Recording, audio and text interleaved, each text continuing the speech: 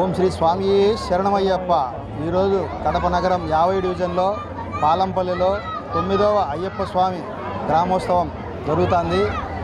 ఈ సందర్భంగా ఊళ్ళో మహిళలు పెద్ద ఎత్తున వచ్చి దీపాలు పట్టడం అయితేనేమి, చుట్టుపక్కల పల్లెల నుంచి కానీ, కడప నుంచి కానీ, చెన్నూరు నుంచి కానీ, ఒల్లూరు నుంచి కానీ, అంత మన జిల్లా సైడ్ నుంచి మొత్తం కన్యస్వాములంతా వచ్చి దాదాపు 220 మంది కన్యస్వాములు కల్చడం పట్టడం జరిగింది.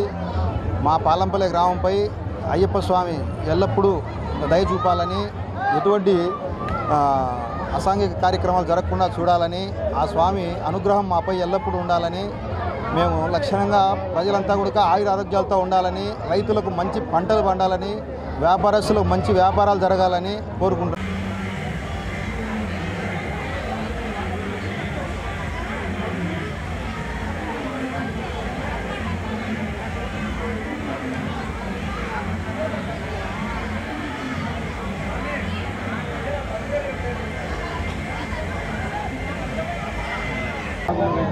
ఈసారి రాజమండ్రి నుంచి పటాకులు తెప్పించాం స్వామి.